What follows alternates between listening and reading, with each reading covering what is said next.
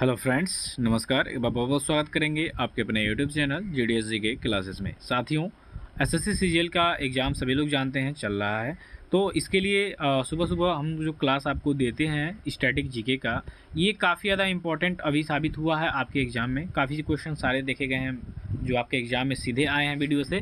तो साथियों, जिनको वीडियो अच्छी लगी तो वीडियो को लाइक कमेंट शेयर करिएगा और चैनल को सब्सक्राइब करिएगा। स्टार्ट करेंगे क्वेश्चनों से। वन लाइनर क्वेश्चन है सभी, इसको देखते चलेंगे आप लोग एक नज़रों में।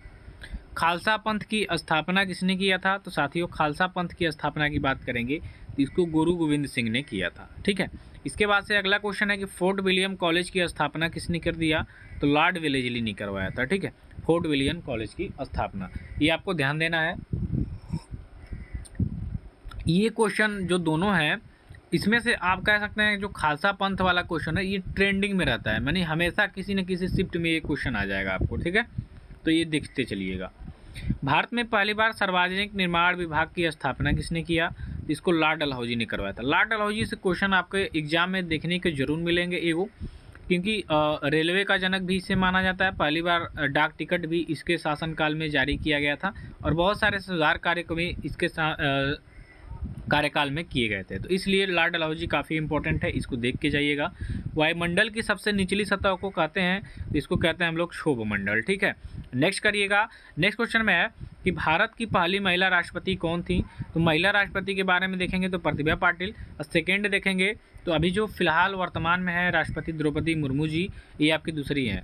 ठीक है, और आदिवासी से आते हैं हमारे जो माननीय राष्ट्रपति जी हैं, ठीक है, महामहिम, तो उसमें वो प्रथम है। ठीक, पृथ्वी तल पर कितने प्रतिशत भाग पर महाद्वीपों का विस्तार पाया जाता है? ठीक है, तो ये 29.2%। ठीक, देखिए राष्ट्रपति द्रौपदी मुर्मू का अगर जो आप कभी खाली होइएगा तो उनके बारे में कहानी गूगल से देखिएगा, उनकी जीवनी कितने कष्ट में वो रही हैं। ठीक है, मुझे उनकी कहानी बहुत ही प्रेरित करती है, क्योंकि वो जिस स्थिति से उठ के और आज भारत के सबसे बड़े पद पे आसीन हैं। ठीक है, वो सबसे बड़ी बात है। तो हमारी जो वर्तमान राष्ट्रपति जी हैं, इनके बारे में आपको ज़रूर इनके बारे में इनकी जीवनी को देखना चाहिए कि किस तरह से ये एकदम निम्न स्तर से उठ के और आज हमारे भारत देश की जो सबसे बड़ा पोस्ट माना है प्रथम नागरिक वाला, उसको सुशोभित कर रही हैं। तो इनके बारे में आप एक बार कहानी जरूर देखिएगा। नेक्स्ट है, बड़े सितार और किसे सितार और तबले का जनक माना जाता है? तो सितार और तबला का जनक माना जाता है अमीर खुसरो को। ठीक है, इनका कासगंज में जन्म हुआ था, एटा कासगंज में, ये भी याद रखिएगा। सिंधु घाटी सभ्यता में एक बड़ा स्नानागार कहाँ मिला था? तो ये आपके मोहनजोदड़ो में मिला था। ठीक है, ये भी इंपॉर्टेंट रहेगा। जर्मनी का एकीकरण किसने किया था? तो इसका किया था भैया बिस्मार्क ने। ठीक, ये भी इंपॉर्टेंट है। एलपीजी का पूर्ण रूप यानी कि फुल फॉर्म क्या होता है? तो लिक्विड पेट्रोलियम गैस होता है। किस खेल में फ्री थ्रो शब्द का प्रयोग किया जाता है? तो ये आपके बास्केटबॉल में किया जाता है।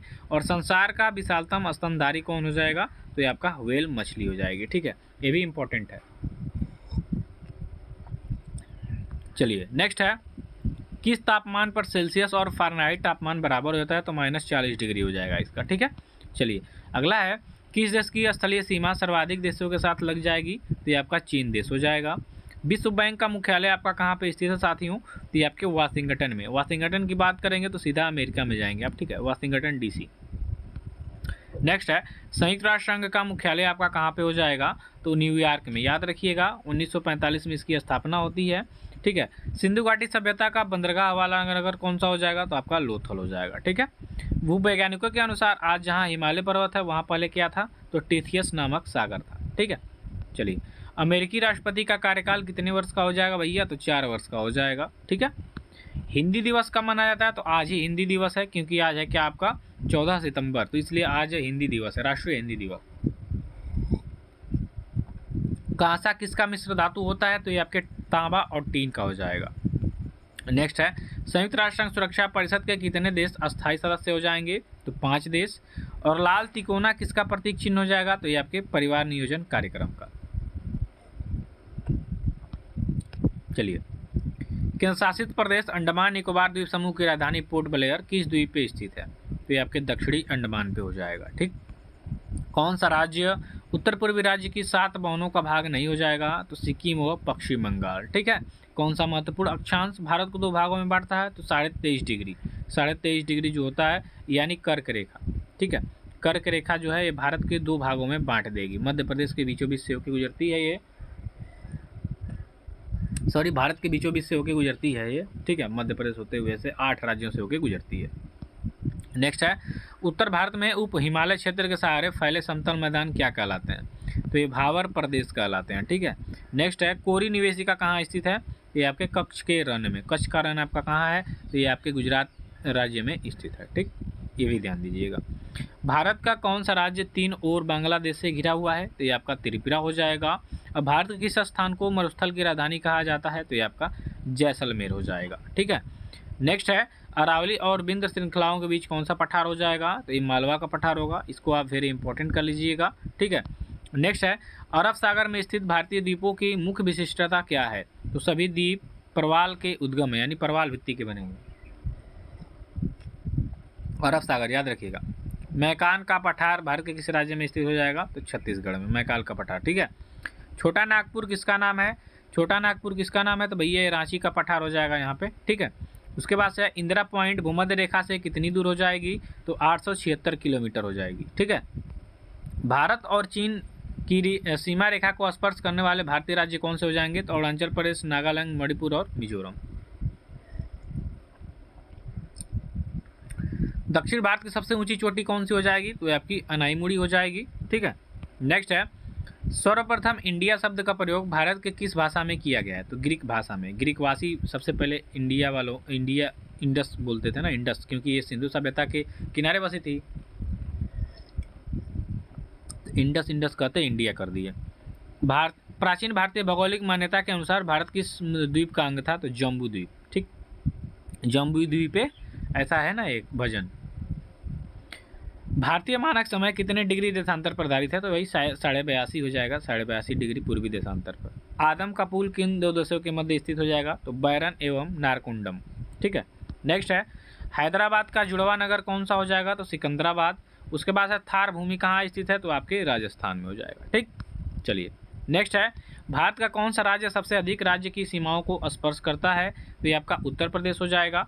ठीक है। नेक्स्ट है, स्वतंत्रता से पहले कौन सा भारतीय क्षेत्र काला पानी के नाम से जाना जाता था, तो वही आपका अंडमान निकोबार द्वीप समूह। ये इंपॉर्टेंट करिएगा।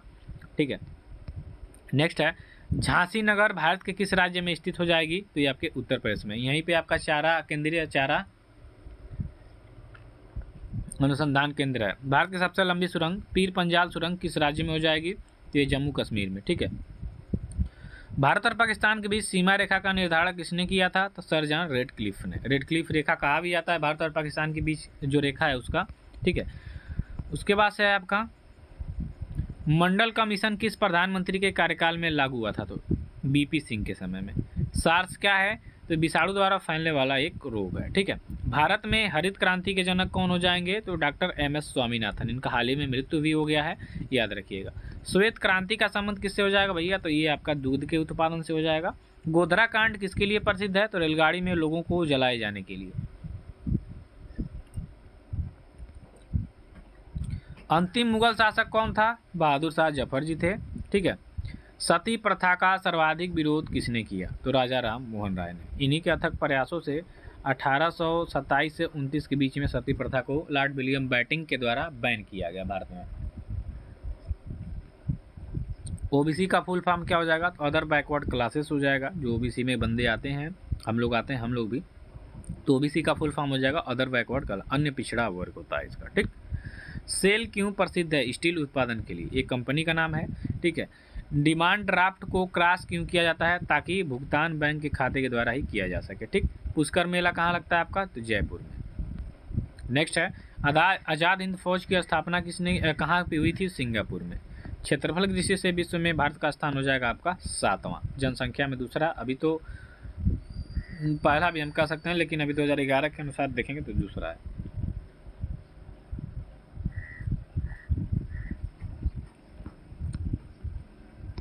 जाकिर हुसैन का संबंध हो जाएगा भैया तो तबला से। लाल बहादुर शास्त्री का समाधि स्थल कहाँ है आपका, नाम क्या उनका, तो विजय घाट। और सुएज नहर जोड़ती है लाल सागर और भूमध्य सागर को। ठीक है, चलिए। मसालों की रानी किसे कहा जाता है? इलायची को। और ये आप सूचक देख रहे हैं किसका है भैया? ये आपके पूल का सूचक हो जाएगा। ठीक है। नाजीवाद के संस्थापक कौन थे? तो हिटलर थे, जर्मनी के तानाशाह। ओके, चलिए। दिन ए इलाही धर्म किसने चलाया? अकबर ने चलाया। चलिए। किसे गरीब नवाज कहा जाता है? मुनीद्दीन चिश्ती को। कुतुब मीनार कहाँ स्थित है आपका? दिल्ली में। शाहजहां इल्तुतमिश से और अलाउद्दीन कुतुबुद्दीन ऐबक ने मिलकर बनवाया था इसको। पर्वत और पहाड़ के बीच की भूमि को कहा जाता है? तो घाटी कहा जाता है। सहरिया जनजाति कहाँ पाई जाती है? तो ये आपके राजस्थान में पाई जाती है। ठीक है।